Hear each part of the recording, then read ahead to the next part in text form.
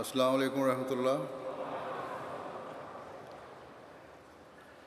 اشہد ان لا الہ الا اللہ وحدہ لا شریک لہ واشہد ان محمدا عبدہ ورسولہ۔ اما بعد فاعوذ باللہ من الشیطان الرجیم۔ بسم اللہ الرحمن الرحیم۔ الحمد للہ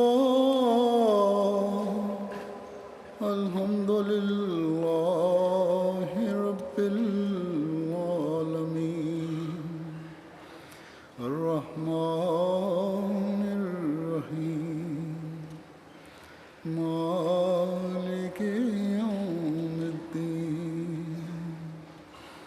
ایاک نعبد وایاک نستعین۔ اہدنا الصراط المستقیم صراط الذین انعمت علیہم غیر المغضوب علیہم ولا الضالین۔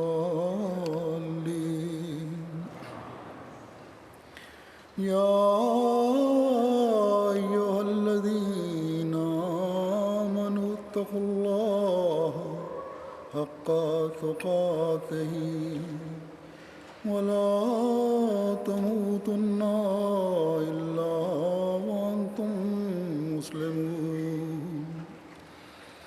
واعتصموا بحبل اللہ جميعا ولا تفرقوا واذكروا نعمة الله عليكم إذ كنتم أعداء فألف بين قلوبكم فأصبحتم بنعمته إخوانا وكنتم على شفا حفرة من النار فأنقذكم منها۔ كذلك يبين الله لكم آياته لعلكم تهتدون۔ اے لوگو جو ایمان لائے ہو، اللہ کا ایسا تقوی اختیار کرو جیسا اس کے تقوی کا حق ہے، اور ہرگز نہ مرو مگر اس حالت میں کہ تم پورے فرما بردار ہو، اور اللہ کی رسی کو سب کے ساتھ مضبوطی سے پکڑ لو اور تفریقہ نہ کرو، اور اپنے اوپر اللہ کی نعمت کو یاد کرو کہ جب تم ایک دوسرے کے دشمن تھے تو اس نے تمہارے دلوں کو آپس میں باندھ دیا، اور پھر اس کی نعمت سے تم بھائی بھائی ہو گئے، اور تم آگ کے گڑھے کے کنارے پر کھڑے تھے تو اس نے تمہیں اس سے بچا لیا۔ اسی طرح اللہ تمہارے لیے اپنی آیات کھول کھول کر بیان کرتا ہے تاکہ شاید تم ہدایت پا جاؤ۔ اس سے پہلے کہ میں باقی شروع کروں، اس طرف جو لوگ بیٹھے ہیں آخر میں کونے میں، ان کو آواز آ رہی ہے؟ آخر میں کوئی ہیں؟ کوئی ہاتھ کھڑا کرے، آواز اگر ٹھیک آ رہی ہے تو ٹھیک ہے۔ اچھا،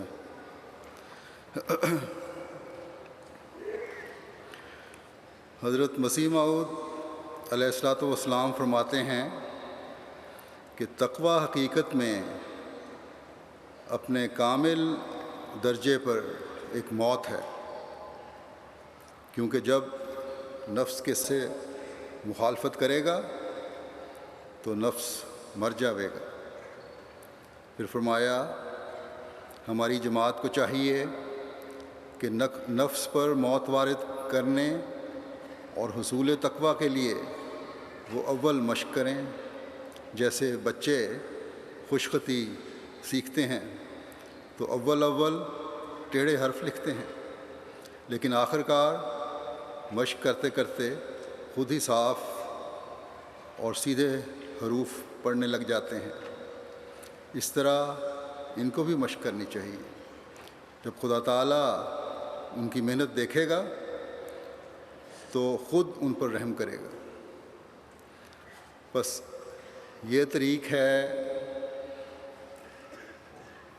اس تقوی کے حصول کا جس کے بارے میں اللہ تعالیٰ نے فرمایا ہے کہ یا ایھا الذین آمنوا اتقوا اللہ حق تقاتہ، کہ اے لوگو جو ایمان لائے ہو اللہ کا ایسا تقوی اختیار کرو جیسا کہ اس تقوی کا حق ہے۔ یہ کوئی آسان کام نہیں ہے کہ نفس کے سارے پہلوؤں سے مخالفت کی جائے۔ انسان کے سامنے ہر قدم پر تقوی سے توجہ ہٹانے کے سامان پڑے ہیں، اور یہ سامان بھی اللہ تعالیٰ کی مرضی سے ہی پیدا ہوئے ہیں کہ شیطان کو کھلی چھٹی دے دی کہ یہ سامان پیدا کرو۔ جب اس نے کہا کہ میں کروں گا، اللہ تعالیٰ نے فرمایا ٹھیک ہے، اور پھر فرمایا ایک مومن کو، حقیقی مومن کو، کہ اب تمہارا کام یہ ہے کہ یہ شیطانی کام ہے، ان سے اب بچو۔ اگر بچتے رہے تو ایمان کی حالت میں ترقی کرتے رہو گے اور حقیقی تقوی کو پالو گے۔ اور ان چیزوں سے بچنے کے لیے جو تقوی سے ہٹانے والی ہیں، فرمایا کہ مسلسل کوشش کرو۔ مسیح موعود فرماتے ہیں کہ جب بچہ لکھنا سیکھتا ہے تو ٹیڑھے میڑھے حرف لکھتا ہے، اور پھر بھی وہ کوشش کرتا چلا جاتا ہے، تھکتا نہیں ہے۔ سیکھنے کا اس کو شوق ہوتا ہے، ایک پڑھنے والے بچے کو، سیکھنے والے بچے کو۔ اور پھر ایک وقت آتا ہے کہ وہ خوبصورت الفاظ لکھنے لگ جاتا ہے۔ فرمایا کہ اگر مومن اس طرح تسلسل سے کوشش کرتا رہے تو تقوی کے اس معیار پر پہنچ جائے گا جس پر خدا تعالیٰ ہمیں دیکھنا چاہتا ہے۔ اللہ تعالیٰ نے، جیسا کہ میں نے کہا، شیطان کو کھلی چھوٹی بھی دے دی ہے، اور یہ دے کر ہمیں اس کے رحم و کرم پر نہیں چھوڑ دیا کہ اب خود ہی لڑو اور کوشش کرو، اگر بچ گئے تو میرے، ورنہ شیطان کی گود میں چلے جاؤ، بلکہ طریقے بھی سکھائے ہیں۔ اللہ تعالیٰ دنیا میں ہماری مدد کے لیے اپنے فرستادے بھی وقتاً فوقتاً بھیجتا رہتا ہے، جو دنیا کو شیطان کے حملوں سے بچانے اور خدا تعالیٰ کے قریب کرنے آتے ہیں، انسان کی تقوی میں ترقی کے لیے آتے ہیں۔ اور اس زمانے میں اللہ تعالیٰ نے حضرت مسیح موعود علیہ الصلوۃ والسلام کو مبعوث فرما کر ہمیں تقوی کی حقیقت بتائی ہے، اور آپ علیہ السلام نے بڑے مختصر اور جامع الفاظ میں ہمیں بتایا کہ تقوی کا حق ادا کرنے کے لیے اپنے نفس کی تمام خواہشات پر موت وارد کرنی ہوگی، کیونکہ یہی اللہ تعالیٰ نے فرمایا ہے کہ مرضات اللہ کی تلاش کرو۔ تمہارا ہر فعل اللہ تعالیٰ کی رضا کی حصول کے لیے ہو، اور جب ہر کام اللہ تعالیٰ کی رضا کے حصول کے لیے ہو تو پھر نفس پر موت وارد ہوتی۔ لیکن یہ کوئی ایک دن کا کام نہیں ہے، ایک مرتبہ کی کوشش نہیں ہے، بلکہ ایک مسلسل کوشش ہے۔ ثبات قدم دکھانے کی ضرورت ہے۔ حضرت مسیح موعود علیہ الصلوۃ والسلام فرماتے ہیں ایک دوسری جگہ کہ تقوی کا مرحلہ بڑا مشکل مرحلہ ہے، اسے وہی طے کر سکتا ہے جو بالکل خدا تعالیٰ کی مرضی پر چلے،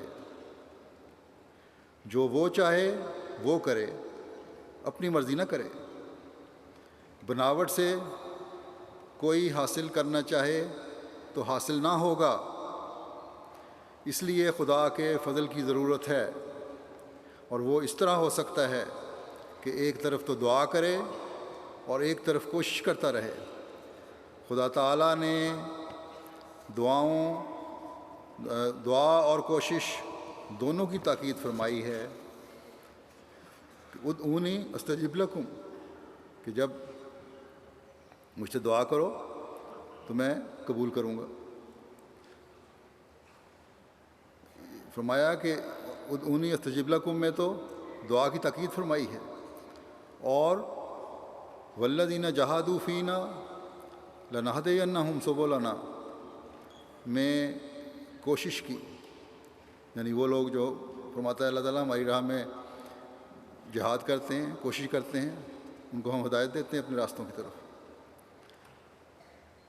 جب تک تقویٰ نہ ہوگا، فرمایا کہ جب تک تقویٰ نہ ہوگا اولیاء اور رحمان میں ہرگز داخل نہ ہوگا۔ جب تک تقویٰ نہیں ہوگا بندہ اولیاء الرحمان میں داخل نہیں ہو سکتا۔ بس اللہ تعالیٰ حقیقی مومنوں سے حقیقی تقویٰ چاہتا ہے، اور اس کے لیے مختلف راستے اس نے بتائے ہیں، اور پھر ہم پر یہ احسان کیا کہ ہمیں اس زمانے میں پیدا کیا جب حضرت صلی اللہ علیہ وسلم کے عاشق صادق اور آخری زمانے کے امام کو بھیجا، جنہوں نے پھر خدا تعالیٰ کے پیغام کو ہم تک کھول کر پہنچایا۔ بس ہمارا فرض ہے کہ اس امام کی کامل فرما بردار بنتے ہوئے اس کی پوری اطاعت کریں، کامل فرما بردار بننے کی کوشش کریں، کیونکہ اس کی فرما برداری میں ہی اللہ کے رسول اور اللہ کی فرما برداری ہے۔ وہ عمل ہمارے سے ہوں جو ہمارا امام ہم سے چاہتا ہے۔ گزشتہ مذاہب میں برائیاں اس لیے جڑ پکڑ گئی تھیں کہ ان میں تقویٰ کی کمی ہو گئی تھی، اور پھر وہ اللہ تعالیٰ کی ناراضگی کے مورد بنتے چلے گئے۔ حضرت صلی اللہ علیہ وسلم نے مسلمانوں کو بھی یہ تنبیہ کی ہے، یہ وارننگ دی ہے کہ بگڑے ہوئے زمانے میں جب تقویٰ کی کمی ہوگی تو اللہ تعالیٰ اپنے فضل سے مسیح موعود کو بھیجے گا جو امام الزمان ہوگا۔ اسے مان لینا تاکہ تقویٰ کی راہوں پر چلتے رہو، ورنہ جیسا پہلی قوموں کا حال ہوا ہے تمہارا بھی ہو سکتا ہے اور ہو جائے گا۔ بے شک اسلام نے اب تا قیامت قائم رہنا ہے، لیکن حقیقی مسلمان اور تقویٰ پر چلنے والے وہی ہوں گے جو اس زمانے کے امام کے ساتھ جڑنے والے ہوں گے۔ بس یہاں اللہ تعالیٰ نے جہاں یہ تنبیہ فرمائی کہ اگر تم نے احتیاط نہ کی، تقویٰ کا حق ادا نہ کیا، اللہ تعالیٰ کی رضا کو تلاش نہ کیا، تو خدا تعالیٰ کی سزا کے مورد بن سکتے ہو۔ وہاں ایک تسلی بھی دلائی کہ اگر تقویٰ کا حق ادا کرتے رہو گے یا ادا کرنے کی کوشش کرتے رہو گے تو اللہ تعالیٰ کے انعامات کے وارث بھی بنو گے۔ وَلَا تَمُوتُنَّ إِلَّا وَأَنْتُمْ مُسْلِمُونَ، اور ہرگز نہ مرو مگر اس حالت میں کہ تم فرما بردار ہو۔ اس کا یہی مطلب ہے کہ اگر اللہ تعالیٰ کی رضا کی خاطر تقویٰ کی تلاش میں لگے رہے، اپنی طبیعتوں پر صبر جبر کر کے اپنی اصلاح کی کوشش کرتے رہے، تو ایسی حالت کی موت بھی اللہ کا قرب دلانے والی ہوگی۔ اور جیسا کہ ہم جانتے ہیں کہ موت کا کوئی وقت مقرر نہیں ہے۔ یہ کامل فرمانبرداری کی تلاش اور جستجو اور کوشش اگر حقیقت میں ہوگی تو خدا تعالیٰ جو دلوں کا حال جانتا ہے وہ اپنے بندوں پر رحم اور فضل کرتے ہوئے انہیں انہیں نیک بندوں میں شمار کر لیتا ہے جو تقویٰ پر چلنے والے ہوتے ہیں۔ اور پھر اللہ تعالیٰ کے رحم سے یہ بھی بعید نہیں کہ ایک مسلمان جو مسلسل کوشش کرتا ہے اس کی موت ہی اللہ تعالیٰ اس وقت لائے جب تقویٰ کے اعلیٰ مدارج پر پہنچ چکا ہو یا اس کے قریب ہو۔ غرض کہ اصل چیز نیت ہے، ایک کوشش ہے، دعا ہے۔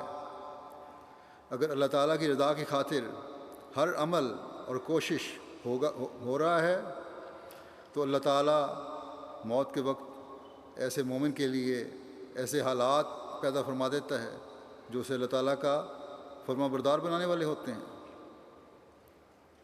بس اس کے حصول کے لیے جیسا کہ حضرت مسیح موعود علیہ الصلوۃ والسلام نے فرمایا ہے، دعا اور کوشش ایک مومن کی پہچان ہے۔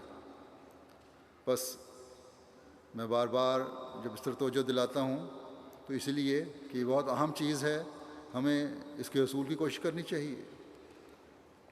ہم جو اس امام کے ماننے کا دعویٰ کرتے ہیں ہمیں اس بات پر خوش نہیں ہو جانا چاہیے کہ ہم نے اللہ تعالیٰ کی رضا کی خاطر زمانے کے امام کو مان لیا ہے، اس کی بیعت میں شامل ہو گئے ہیں، بلکہ اللہ تعالیٰ کی رضا کے حصول کے لیے باقی تمام وہ باتیں بھی اپنی زندگی کا حصہ بنانی ہوں گی جو اللہ تعالیٰ کی رضا حاصل کرنے والی ہوں، اور جن کو ہم پر واضح کرنے کے لیے اس زمانے میں اللہ تعالیٰ نے حضرت مسیح موعود علیہ الصلوۃ والسلام کو بھیجا ہے اور آپ نے جماعت کا قیام فرمایا ہے۔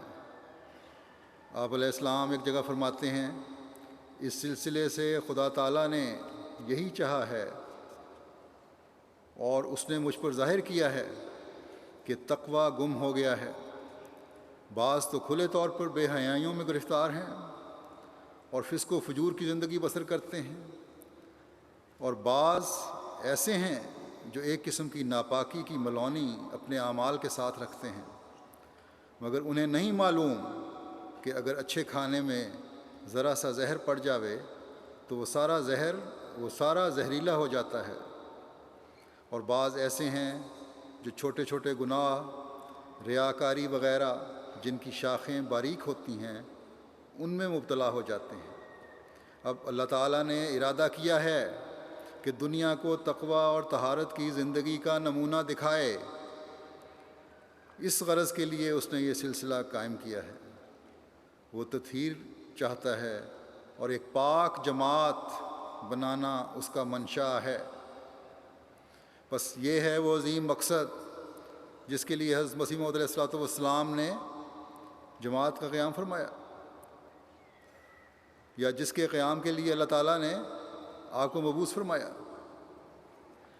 بس آج جس فسق و فجور میں دنیا مبتلا ہے وہ ظاہر و باہر ہے، ہر ایک دیکھ سکتا ہے، ہر طرف بے حیائی کا دورہ ہے، میڈیا نے بالکل بے حیائی پیدا کر دی ہوئی ہے، اور اس فسق و فجور کو ابھارنے کے لیے نئے نئے ذرائع دنیا نے اختیار کر لیے ہیں، الیکٹرانک طریق ہیں، اخبارات ہیں وغیرہ وغیرہ۔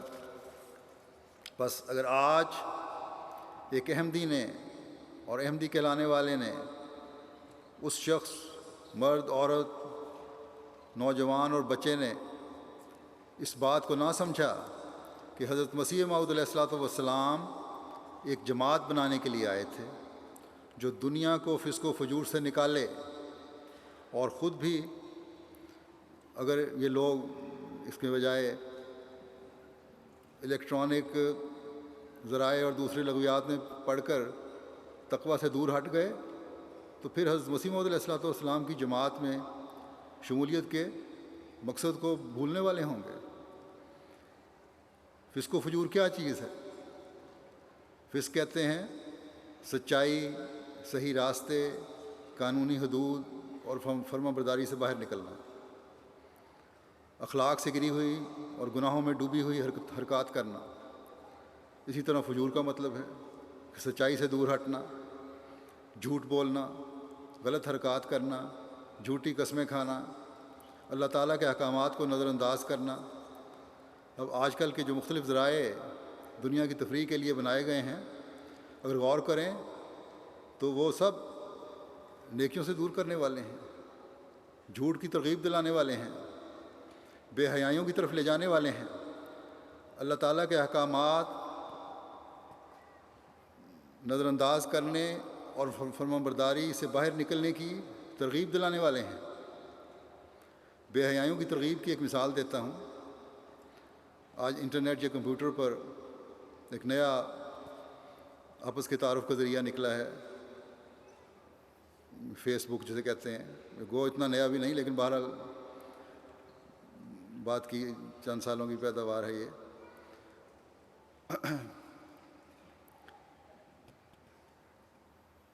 اس طریقے سے میں نے منع بھی کیا، ایک دفعہ خطبے میں بھی کہا کہ یہ بے حیائیوں کی ترغیب دیتا ہے۔ آپس کے جو حجاب ہیں، ایک دوسرے کا حجاب ہے، اپنے راز ہیں بندے کے، وہ ان حجابوں کو توڑتا ہے، ان رازوں کو فاش کرتا ہے اور بے حیائیوں کی دعوت دیتا ہے۔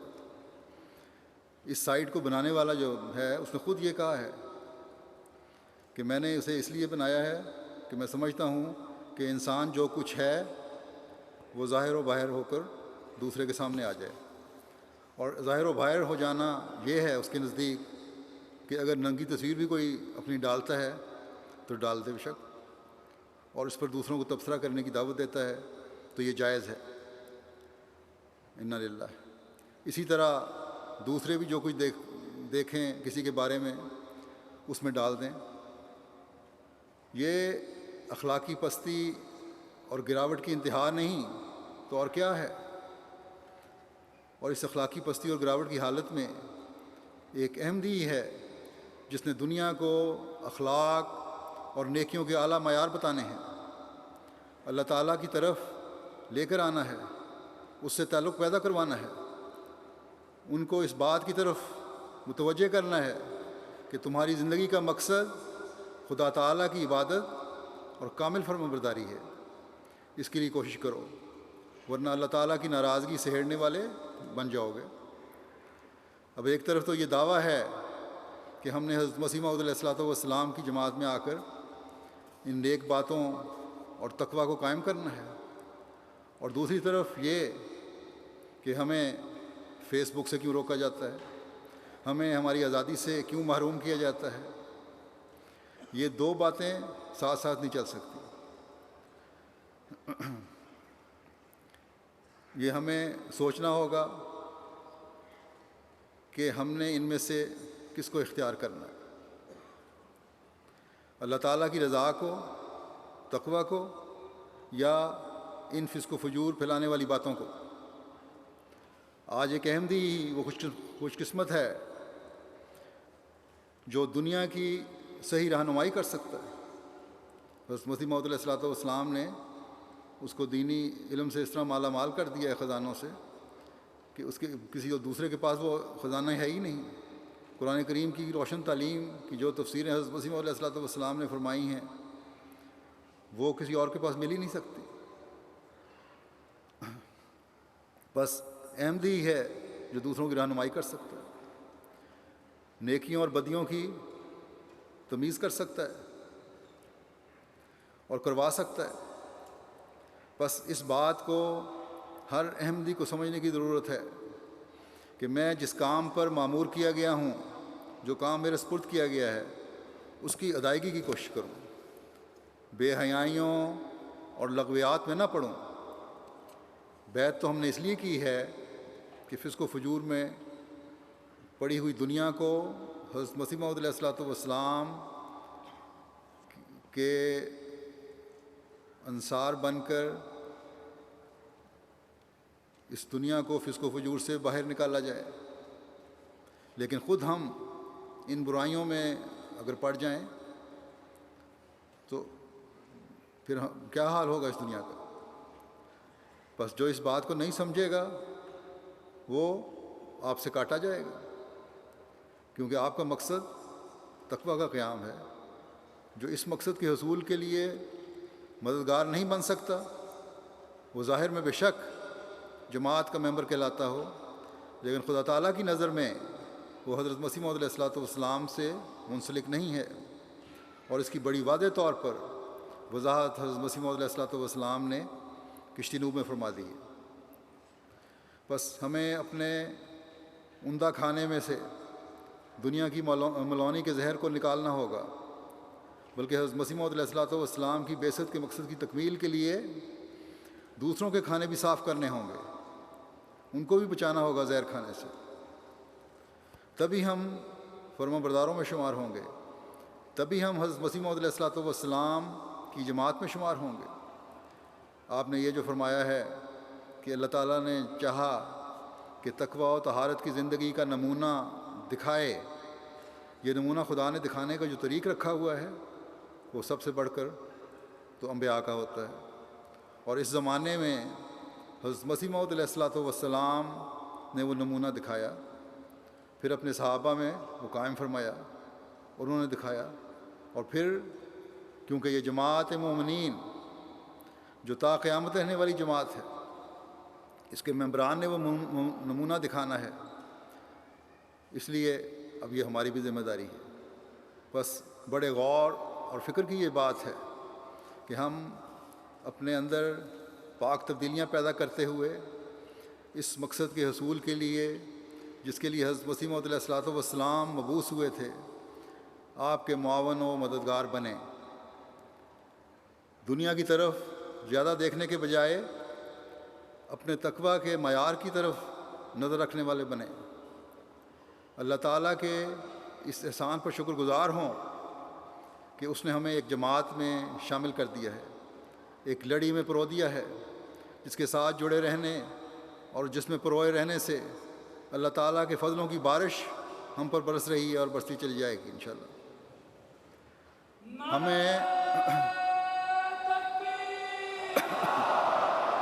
اسلام احمدیت، حضرت محمد مصطفیٰ غلام احمد کی خلافت احمدیہ، جماعت احمدیہ عالمگیر، نعرہ تکبیر۔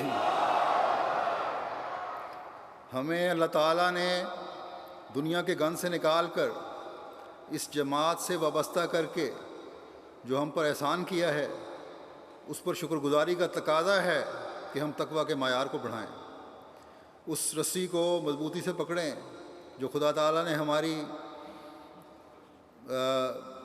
دنیا و آخرت سنوارنے کے لیے ہمیں پکڑائی ہے، جس کے بارے میں اللہ تعالیٰ فرماتا ہے کہ وَاعْتَصِمُوا بِحَبْلِ اللَّهِ جَمِيعًا، اور اللہ کی رسی کو سب مضبوطی سے پکڑ لو۔ پہلی قومیں بگڑیں وہ اس لیے کہ اپنی تعلیم سے دور ہو گئیں، ہر ایک تقویٰ سے دور ہو کر اپنے اپنے راستے اختیار کرنے لگا۔ تو اس میں یہ ایک پیش گوئی بھی ہے کہ مسلمان اگر اپنی رسی اپنی اس ذمہ داری کو نہیں سمجھیں گے اور تو پھر اللہ تعالیٰ اور یہ نہیں سمجھیں گے کہ اللہ تعالیٰ نے ہمارے ہاتھ میں ایک رسی پکڑائی ہے اور ہم نے اس کو مضبوطی سے تھامے رکھنا ہے، اس تعلیم کی حقیقت کو تقویٰ پر قائم رہتے ہوئے سمجھنے کی کوشش کرنی ہے جو قرآن کریم کی صورت میں اتری ہے۔ تو پھر اس بات کو نہ سمجھنے کی وجہ سے مسلمان بھی یہودیوں کی طرح فرقوں میں بٹ جائیں گے۔ حضرت صلی اللہ علیہ وسلم کی ایک حدیث بھی ہے۔ تو اور پھر دنیا نے دیکھا کہ یہ فرقوں میں بٹ بھی گئے۔ آپ صلی اللہ علیہ وسلم نے فرمایا تھا کہ خدا کی کتاب قرآن کریم اللہ کی رسی ہے، ایک حدیث میں آپ فرماتے ہیں۔ جو آسمان سے زمین تک پھیلائی گئی ہے یا اتاری گئی ہے۔ بس قرآن کریم کے احکامات ہیں جو تقوی پر چلاتے ہیں، لیکن قرآن کریم کے آیات کو سمجھنے کے لیے، اس کے اسرار و رموز کو سمجھنے کے لیے، بعض باتوں کو سمجھنے کے لیے، اس کی صحیح تفسیر سمجھنے کے لیے اللہ تعالیٰ کے فرستادوں کی ضرورت ہوتی ہے، ان نیک لوگوں کی ضرورت ہوتی ہے جو اس کو سمجھ سکیں، اس کے علم کو، اور جن کے آنے کی خدا تعالیٰ نے ہمیں قرآن کریم میں بتایا بھی ہے، اور اس زمانے میں جس کے آنے کی قرآن کریم میں ہمیں اللہ تعالیٰ نے وآخرین منہم لما یہلکوا فرما کر خبر بھی دی ہے، جو پھر حضرت صلی اللہ علیہ وسلم کی کامل اتباع میں قرآن کریم کا تعلق آسمان سے زمین پر جوڑے گا، یا پھر اس رسی کے ذریعے آسمان تک پہنچنے کے صحیح طریق سکھائے گا۔ بس اس رسی کو پکڑنے کی اللہ تعالیٰ نے ہدایت فرمائی ہے کہ قرآن کریم کو پکڑو۔ ایک زمانہ آئے گا جس میں قرآن کریم کا پڑھنا صرف رسم کے طور پر ہوگا، اور صرف ظاہری عزت قرآن کریم کی ہوگی، اس کی تعلیم پر عمل نہیں ہوگا، بلکہ مخفی شرک بھی مسلمان کر رہے ہوں گے۔ قبروں کو پوجا جا رہا ہے آج کل، بڑی واضح مثالیں ہمارے سامنے۔ حضرت عیسیٰ کو آسمان پر بٹھا کر مسلمانوں نے اللہ تعالیٰ کا شریک بنایا ہوا ہے۔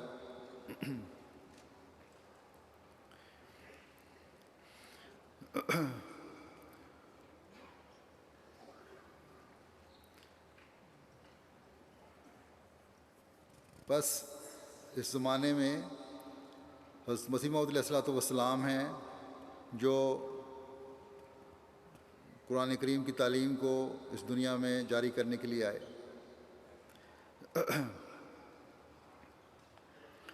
اور وہی ہیں جو اسلام پر اعتراضات کو دور کرنے والے ہیں۔ آپ کے علم کلام سے باہر نکل کر کوئی اسلام پر اعتراض کرنے والے کا منہ نہیں بند کر سکتا، اور آپ بھی ایک حبل اللہ ہیں۔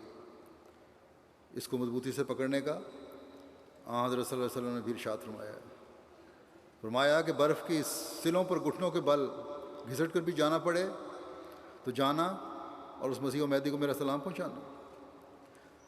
پھر اس قدرت کے بعد جو حضرت مسیح موعود علیہ الصلوۃ والسلام کی صورت میں آئی، ایک اور قدرت کا ظہور کا بھی اللہ تعالیٰ نے وعدہ فرمایا ہے، جو پھر اللہ تعالیٰ کی رسی ہے، جیسا کہ فرمایا وعد اللہ الذین آمنوا منکم وعملوا الصالحات، کہ اللہ تعالیٰ نے وعدہ کیا ہے ان لوگوں سے جو ایمان لائے اور نیک اعمال بجا لائے۔ کیا وعدہ کیا ہے؟ وعدہ یہ ہے کہ لا یستخلفنہم فی الارض کما استخلف الذین من قبلہم، کہ انہیں ضرور خلیفہ بنائے گا جیسا کہ ان سے پہلے لوگوں کو خلیفہ بنایا، اور ولا یمکنن لہم، اور انہیں تمکنت عطا کرے گا۔ یعنی دین کی مضبوطی کے لیے، جماعت کی ترقی کے لیے پھر دوسری قدرت جو خلافت کی صورت میں ہے حبل اللہ بن جائے گی، اور جس جماعت میں یہ خلافت ہوگی وہ وحدت پر قائم ہو کر خدا واحد و یگانہ کے ساتھ تعلق پیدا کرنے والی جماعت بن جائے گی۔ بس قرآن کریم کی حقیقت میں ماننے والوں کے لیے اس کے سوا کوئی راستہ نہیں کہ وہ قرآنی پیشگوئی کے مطابق مسیح موعود کو مانیں اور آپ کے بعد آپ کے جاری نظام خلافت کے ساتھ تعلق پیدا کریں۔ بس جب یہ صورت ہوگی تو تبھی ایک رسی کو مضبوطی سے پکڑنے کا حکم پورا ہوگا۔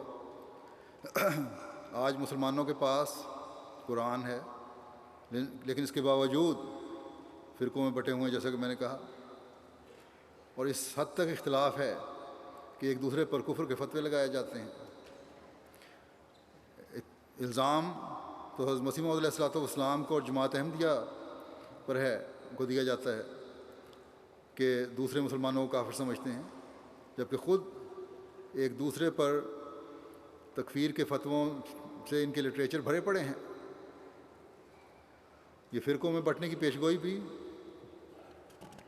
پوری ہوئی ہے، آن رسول نے فرمایا تھا جیسا کہ میں نے کہا۔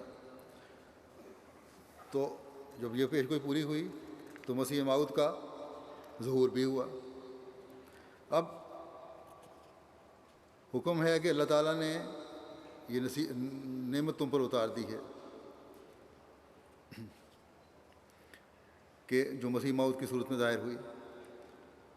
فرقوں میں بٹنے کے بعد خدا تعالیٰ نے پھر اسلام کو ایک ہاتھ پر اکٹھا کرنے کے لیے مسیح موعود کو بھیج دیا ہے۔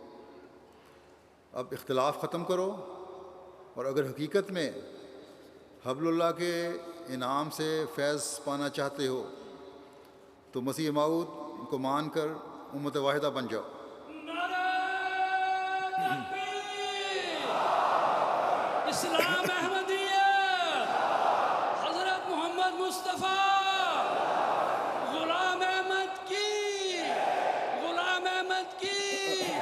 خلافت احمدیہ، خلافت احمدیہ، حضرت امیر المومنین، نعرہ تکبیر! بس یہ پیغام تو ہے ان لوگوں کے لیے جو جماعت احمدیہ میں ابھی شامل نہیں ہوئے، اور جو احمدی ہیں جو جماعت میں شامل ہوئے ہیں ان کو بھی یاد کروایا کہ جہالت سے حکمت کی طرف اور اندھیروں سے روشنی کی طرف کا سفر تم نے شروع کیا ہے، تو پھر اب اس کا حق بھی ادا کرنا ہے۔ جس طرح آن حضرت صلی اللہ علیہ وسلم نے اجڑ اور جاہل لوگوں کو انسان اور تعلیم یافتہ انسان اور باخدا انسان بنایا تھا، تم بھی باخدا انسان بننے کی کوشش کرو، اپنی نیکیوں اور تقوی کو بڑھانے کی کوشش کرو۔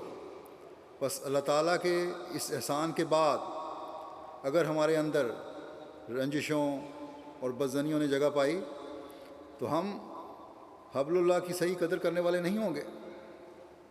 بس ایک احمدی کو فکر ہونی چاہیے کہ ہر چھوٹی سے چھوٹی بات بھی جس سے آپس کی رنجشیں پیدا ہوتی ہیں ان کو دور کرے۔ اس نے فکر ہونی چاہیے یہ کہ اس نے اللہ تعالیٰ کی خشیت اور تقوی دل میں پیدا کرنا ہے، اس نے خدا تعالیٰ کی کامل فرما برداری اختیار کرنی ہے، اور خدا تعالیٰ کی رسی کو جو قرآن، نبوت اور خلافت کی صورت میں اتاری گئی ہے اس کے ساتھ مضبوط تعلق پیدا کرنا ہے، اسے پکڑنا ہے اور اپنی مضبوطی سے تھام لینا ہے۔ یاد رکھیں کہ نبوت کی طرف سے کہی گئی تمام باتوں پر ایمان اور یقین نبوت سے تعلق میں بڑھاتا ہے۔ آن حضرت صلی اللہ علیہ وسلم نے فرمایا تھا کہ آنے والا حکم اور عدل ہوگا اور ایمان کو ثریا سے زمین پر لائے گا۔ تو اب ہر احمدی کے دل میں یہ یقین ہونا چاہیے کہ جو کچھ بھی حضرت مسیح موعود علیہ السلام نے فرمایا ہے وہی صحیح ہے، اور دین کی جو تشریح آپ نے کی ہے وہی اللہ تعالیٰ کی رضا کے حصول کا ذریعہ ہے۔ جو پیشگوئیاں آپ نے فرمائی ہیں ان پر یقین ہی ایک مومن کو ایمان میں بڑھائے گا، اور خلافت احمدیہ کے جاری نظام کی آپ نے کھول کر وضاحت فرمائی ہے، اور خاص طور پر تلقین فرمائی کہ میرے بعد خلافت کا جاری نظام میری ہی بعثت کا تسلسل ہے۔ جو یہ کہتا ہے کہ ہم حضرت مسیح موعود علیہ السلام کے دعوی پر تو یقین رکھتے ہیں، آپ کو سچا مسیح موعود بھی مان لیتے ہیں، مہدی موعود بھی مان لیتے ہیں، لیکن خلافت سے تعلق ضروری نہیں ہے، وہ حضرت مسیح موعود علیہ السلام کے ایک بہت بڑے اعلان اور دعوے کو جھٹلانے والا بن جاتا ہے۔ آپ نے اپنی سچائی کے طور پر قدرت ثانیہ کا بیان فرمایا تھا۔ بس وہ لوگ حضرت مسیح موعود علیہ السلام کے دعوے کے منکر ہیں جو آپ کے اس واضح اعلان کے اس حصے کو نہیں مانتے کہ خلافت احمدیہ دائمی قدرت ہے جو ہمیشہ تمہارے ساتھ رہے گی۔ اس وقت جماعت کی خوبصورتی ہی یہ ہے کہ خلافت احمدیہ نے اسے وحدت کی لڑی میں پرویا ہوا ہے۔ اگر یہ نہیں تو حبل اللہ کے تیسرے حصے کو کاٹ دیا جائے، کاٹنے والے بن جاتے ہیں ایسے لوگ، یا خود اس سے کٹ گئے۔ بس جب حبل اللہ کا زمین پر پہنچنے والا ایک سرا کٹ گیا تو خدا تعالیٰ تک پہنچنے کا ذریعہ بھی کٹ گیا۔ بس خلافت کی اطاعت اور اس کی حفاظت ہی ایک انسان کو حضرت مسیح موعود علیہ الصلوۃ والسلام، ایک احمدی کو حضرت مسیح موعود علیہ الصلوۃ والسلام کی بیعت میں آنے کا حقدار بناتی ہے، یا بیعت میں آنے کا دعویٰ کرنے کا حقدار بناتی ہے۔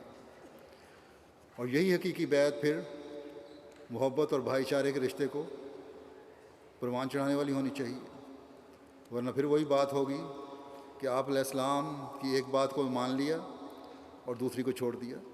حضرت مسیح موعود علیہ الصلوۃ والسلام فرماتے ہیں کہ چاہیے کہ تمہارے اعضاء اور تمہاری قوتیں خدا کی تابع ہوں اور تم سب ایک ہو کر اس کی اطاعت میں لگو۔ اور اللہ کی اطاعت کیا ہے؟ اس کے تمام احکامات پر عمل کرنے کی بھرپور کوشش ہے۔ مثلا آپس کے تعلقات ہیں جس میں آیت میں مثال دی گئی ہے، بھائی بھائی تھے، اس کا خیال رکھنا۔ اللہ تعالیٰ نے تمہیں مضبوطی سے جوڑا ہے دوبارہ۔ اللہ تعالیٰ تعلقات کے لیے پھر ایک جگہ دوسری جگہ فرماتا ہے کہ رحماؤ بینہم، کہ مومن آپس میں بے انتہا رحم کرنے والے ہیں۔ اگر صرف ایک بات کو ہی اسی ایک بات کو اپنی زندگی کا لازمی حصہ ہر احمدی بنا لے تو ایک انقلاب جماعت کے اندر پیدا ہو جائے گا۔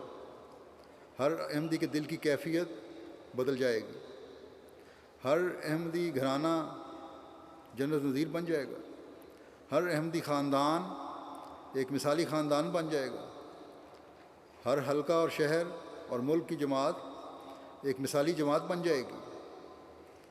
اللہ تعالیٰ کی نعمت کو یاد کرتے ہوئے جب یہ رحم کے سلوک ہو رہے ہوں گے تو اللہ تعالیٰ کے فضلوں کی موسلادھار بارش بھی انشاء اللہ تعالیٰ برس رہی ہوگی۔ پھر حضرت مسیح موعود علیہ الصلوۃ والسلام فرماتے ہیں کہ وہ نمونہ دکھاؤ کہ غیروں کے لیے کرامت ہو، یہی دلیل تھی جو صحابہ میں پیدا ہوئی تھی۔ کنتم اعداء فالف بین قلوبکم، یاد رکھو تالیف ایک اعجاز ہے، یاد رکھو جب تک تم میں ہر ایک ایسا نہ ہو کہ جو اپنے لیے پسند کرتا ہے وہی اپنے بھائی کے لیے پسند کرے، وہ میری جماعت میں سے نہیں ہے۔ بس یہ معیار ہیں جو ہم نے حاصل کرنے ہیں، اور ہمیں ایک شدت کے ساتھ ان معیاروں کو حاصل کرنے کی کوشش کرنی چاہیے۔ اور جب ہم یہ کریں گے تو ہمیں حقیقی طور پر جماعت کے ساتھ جڑے ہوئے کہلانے والے بنیں گے یا بن سکتے ہیں۔ ہم وہ جماعت بن جائیں گے جو حضرت مسیح موعود علیہ الصلوۃ والسلام بنانا چاہتے ہیں۔ پھر آپ ایک جگہ فرماتے ہیں وَكُنْتُمْ عَلَىٰ شَفَا حُفْرَةٍ مِّنَ النَّارِ فَأَنْقَذَكُم مِّنْهَا، اور تھے تم ایک گڑھے کے کنارے پر، سو اس سے تم کو خلاصی بخشی، یعنی خلاصی کا سامان عطا فرمایا، یہ آپ نے فرمایا۔ حضرت مسیح موعود علیہ الصلوۃ والسلام کا ہر لفظ اپنے اندر ایک معنی رکھتا ہے۔ خلاصی کا سامان ایک تو 1400 سال پہلے ہوا تھا جب آگ سے بچ کر لوگ جنتوں کے وارث بن گئے تھے۔ یہ خلاصی ایسی تھی کہ اس نے صرف بچایا ہی نہیں بلکہ انعاموں کا وارث بھی بنا دیا۔ اور اب یہ خلاصی کا سامان اللہ تعالیٰ نے اس زمانے میں حضرت مسیح موعود علیہ الصلوۃ والسلام کی کو مبعوث فرما کر فرمایا ہے۔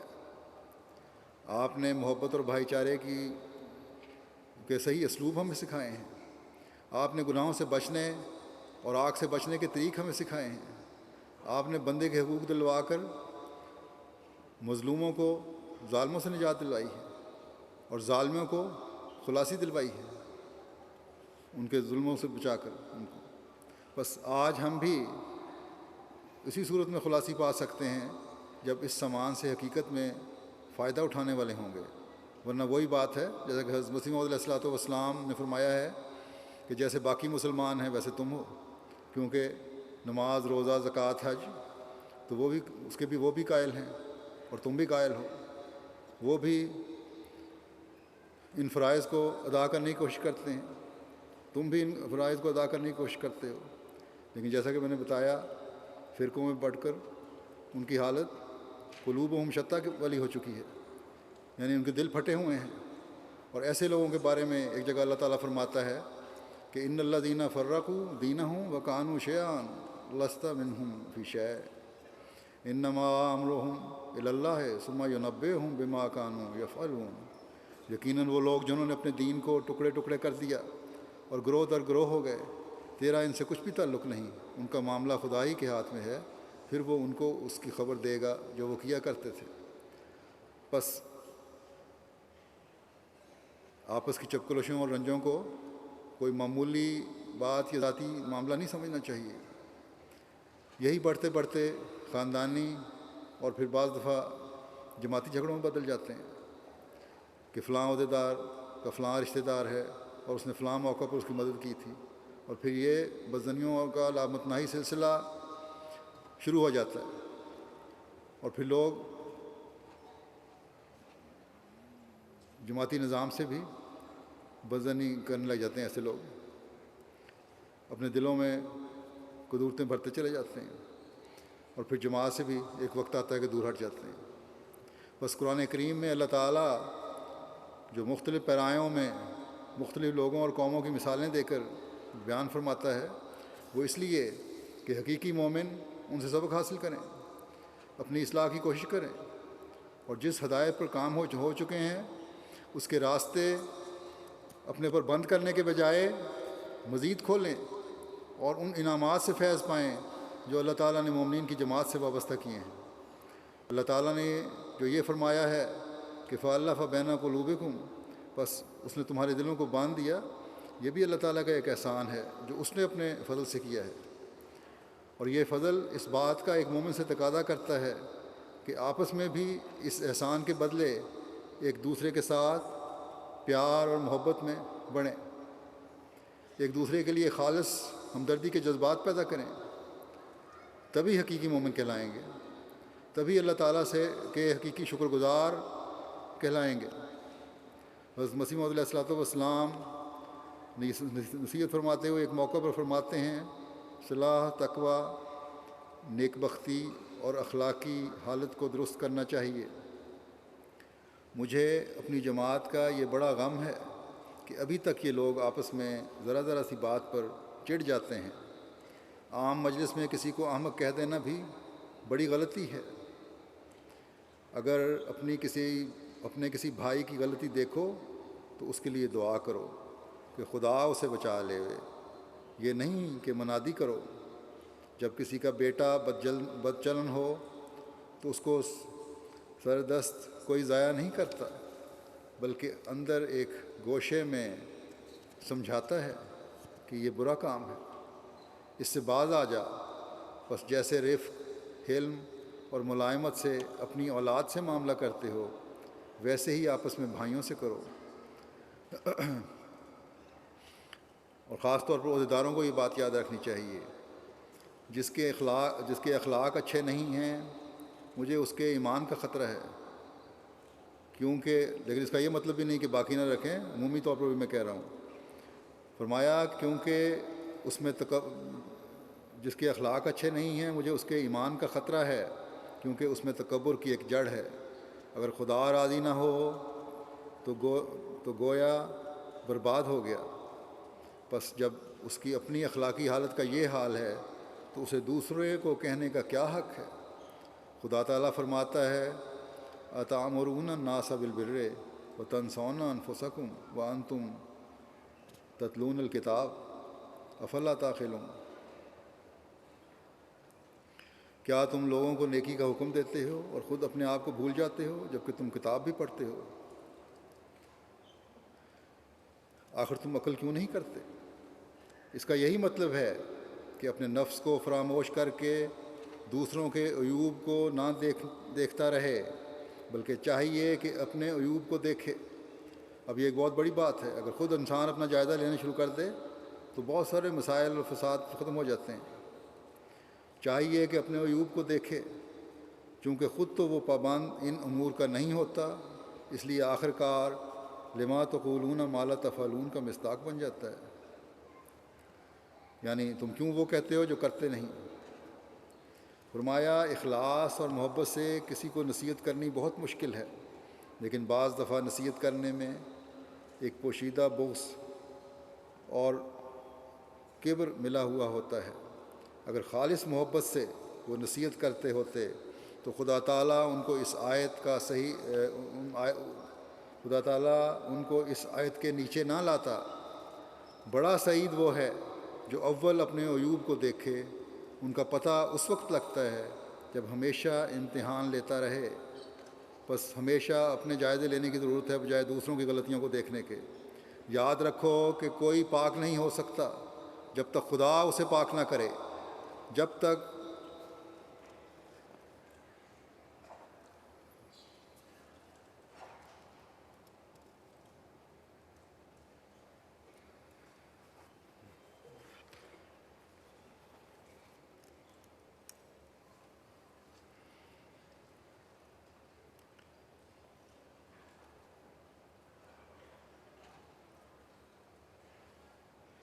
تک ان کے لیے دعا نہ کرے جب تک دعا نہ کرے اس حد تک دعا نہ کرے کہ مر جاوے، تب تک سچی تقوی حاصل نہیں ہوتی۔